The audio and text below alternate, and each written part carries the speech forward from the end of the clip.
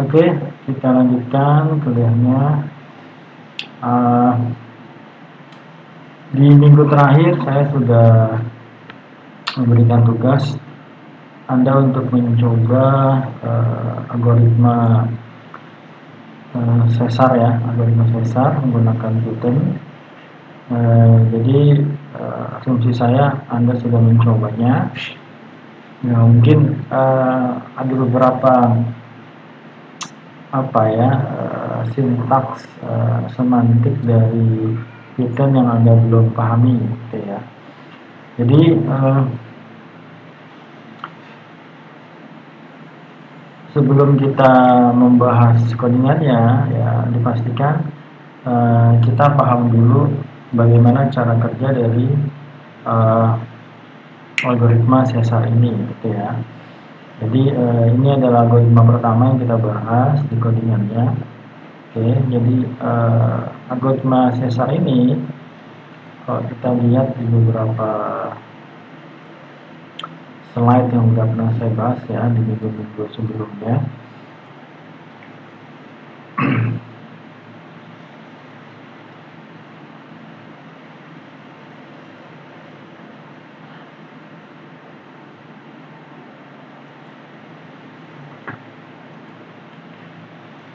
Oke, ini kayaknya. Ya, ini adalah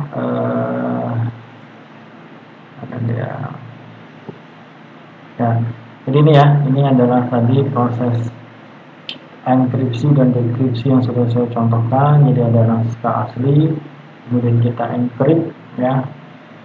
Ini adalah yang kita kirimkan naskah acaknya, kemudian ini adalah proses dekripsinya, kemudian akan menjadi naskah aslinya lagi. Oke, kali ini saya akan membahas tentang algoritma Caesar. Oke, jadi ini adalah algoritma yang dikenakan di zaman apa ini ya? Jadi algoritma Caesar ini adalah algoritma yang dikatakan sebagai simple substitution. Ya. Jadi di sini nanti ada, kalau kita lihat formulanya di sini, ya.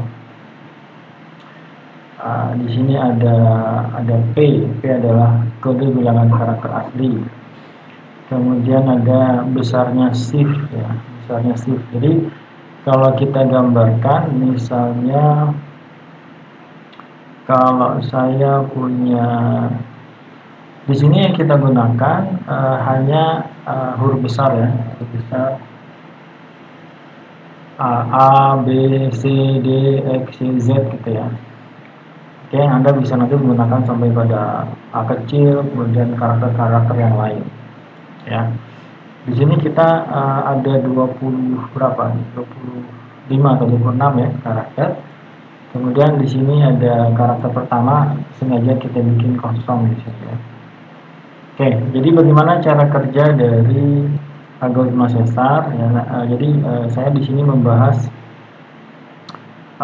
bagaimana cara kerja algoritma Caesar, kemudian kita lihat bagaimana implementasinya di Python ini, gitu ya. Walaupun di sini nggak terlalu kompleks lah, ya. Nanti ada beberapa konsep dari Pythonnya akan saya bahas. Jadi Anda akan membahas tentang pemrograman juga, karena kriptografi kita implementasikan jatuhnya ke pemrograman. Walaupun saya buat supaya tidak terlalu kompleks banget gitu ya, kompleks aja ya, kompleks banget. Oke, pertama tadi yang sudah kita lihat ada tadi. Jadi key-nya di sini yang dimaksud dengan key, ya, setiap algoritma punya key. Key-nya itu hanya menukar huruf ya dengan cara menggesernya, gitu ya. Jadi kalau kita punya alfabet gitu ya, alfabet huruf besar yang kita gunakan di sini A, ya, A, kemudian B, kemudian C, D, E, F gitu ya, sampai pada X, Y, Z. Ya, ini adalah karakter-karakternya. Nah, karakter-karakter ini ya, jadi kenapa nggak sampai sama A besar Pak? Ya, kenapa nggak sama titik, koma, tanda tanya? Ini bisa juga, ya. Bisa juga dimasukkan. Seperti yang kita lihat di contoh yang saya tadi, itu ada karakter-karakternya ya. Jadi tidak hanya huruf besar, tapi di contoh ini kita gunakan di huruf besar. Nah, kemudian nanti kita implementasikannya di sini, kita pakai list. Ini sebenarnya listnya adalah dalam bentuk di sini string aja ya. Jadi sebenarnya alfabetnya kita masukkan string. Nah, tapi nanti string ini akan memiliki indeks ya. Jadi alfabet adalah tipe data, namanya ya, nama variabelnya. Yang tipe datanya adalah string. Ya. Nah, kemudian string ini akan memiliki indeks. Ya. Jadi kalau saya ambil di sini, ya nanti si indeksnya itu nanti ada mungkin mulai dari 0 atau mulai dari 1 ya. Jadi kalau di buku-buku coba kita lihat dia mulainya 0 atau 1 ya. Ini mulainya dari 0 ya. 0 sampai n-1 ya. Jadi kalau kita lihat di sini di stringnya, jadi bentar saya lihatin di sini ya. Jadi kalau misalnya kita bilang Anda boleh mencobanya di shell, ini namanya shell, Python shell ya. Jadi kita bisa merunning setiap baris di sini. Kalau ini kita simpan dalam sebuah file, kemudian kita run. Nah, sini baris per baris kita bisa lihat. Nah, di situ di codingan kita ada yang namanya alfabet ya. Ini kalau saya copy ya, bisa apa enggak saya copy di sini ya. Oke.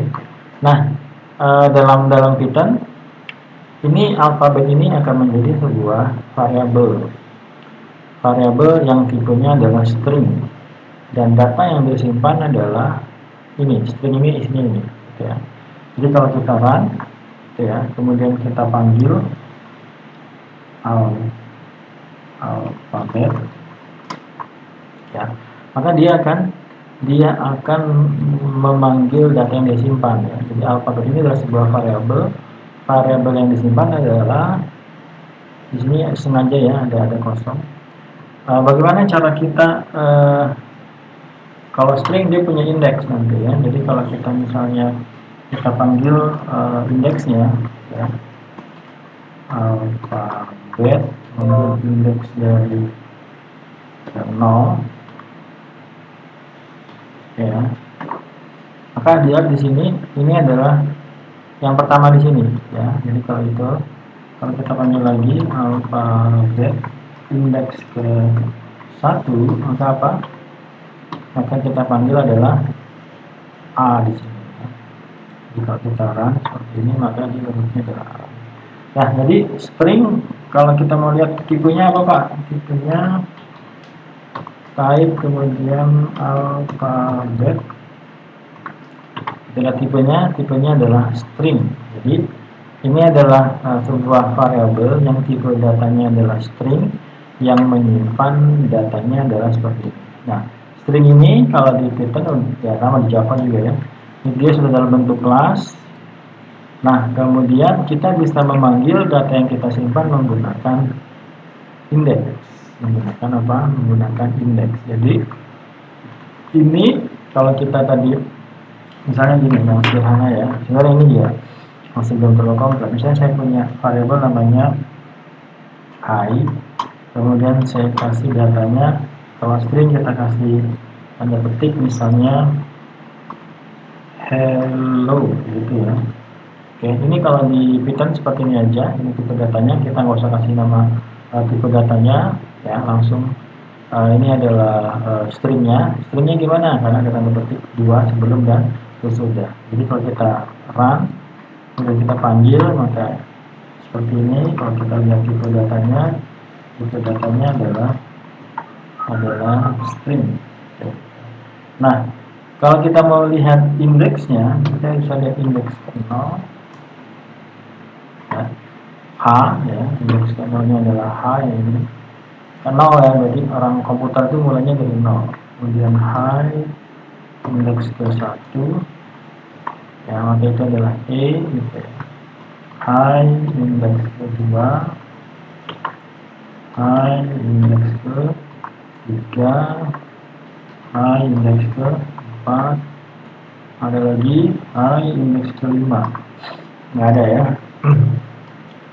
Kita lihat error apa enggak, harusnya error ya, out of range. Kenapa out of range? Karena kita cuma punya data 5, tapi kita mulainya dari 0 ya. H 0 1 2 3 4 gitu ya. Nah, berarti konsep dari ketika di sini ya, di sini kita mulainya dari string apa? String kosong ya. Di sini kita anggap ini adalah indeks ke-0, indeks ke-0. Ya, di indeks ke-0. Kemudian mulainya dari A ini kita anggap sebagai 1. Jadi A ini adalah representasi dari 1 indeksnya ya. A adalah, nanti kita bisa pakai find ya untuk mencari posisinya. A adalah 1 ya. Kemudian B ya, kode-kodenya. Di codingannya kita pakai alfabet find gitu ya. Oke, jadi kalau di sini kita pakai find.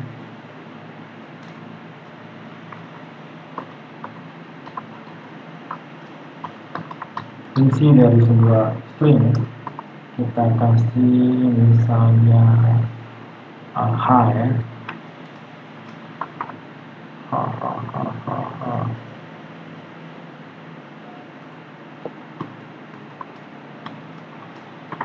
Ya, di sini H itu adalah memiliki indeks 8 ya, coba kita lihat H itu ada di sini ya.